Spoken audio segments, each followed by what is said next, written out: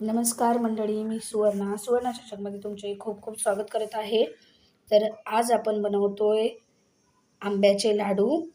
जर तुम्ही चॅनलवर नवीन असाल तर प्लीज लाईक करा, शेअर करा, कमेंट करा, सबस्क्राईब करा माझ्या चॅनलला। तर चला रेसिपीला सुरुवात करूया। तर सुरुवातीला मी आंबा घेतलेला आहे, असे व्यवस्थित याला कापून घ्यायचा आहे आणि याचा पल्प काढून घ्यायचा आहे।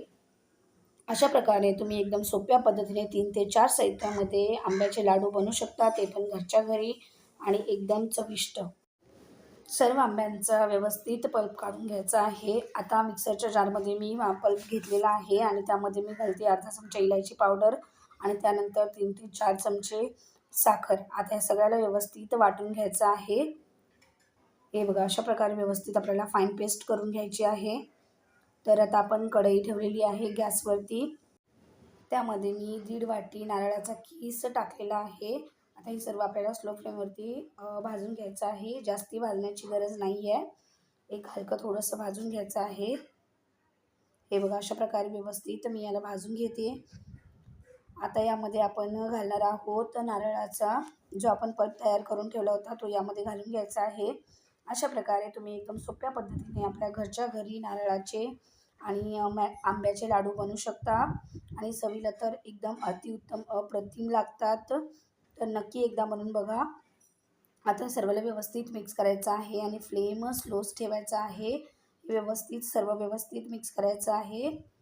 अशा प्रकारे आपण आंब्याचे लाडू एकदम झटपट बनवू शकतो।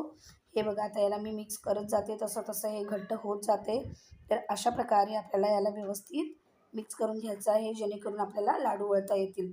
हे बघा, आता हे व्यवस्थित थोडं थोडं घट्ट होत आहे। तर यामध्ये मी 1 कप दुधाची पावडर घालतीये आणि याला परत मिक्स करून घ्यायचं आहे।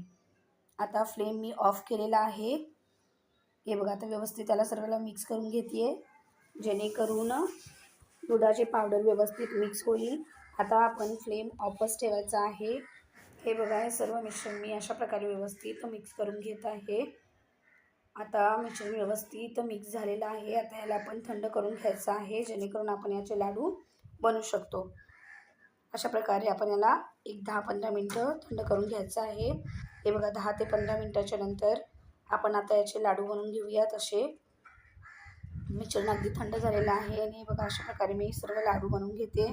तर आपले लाडू तयार आहेत। जर तुम्हाला व्हिडिओ आवडत असेल तर लाईक करा, शेअर करा, कमेंट करा आणि सबस्क्राईब करा माझ्या चॅनलला। व्हिडिओ बघण्यासाठी धन्यवाद।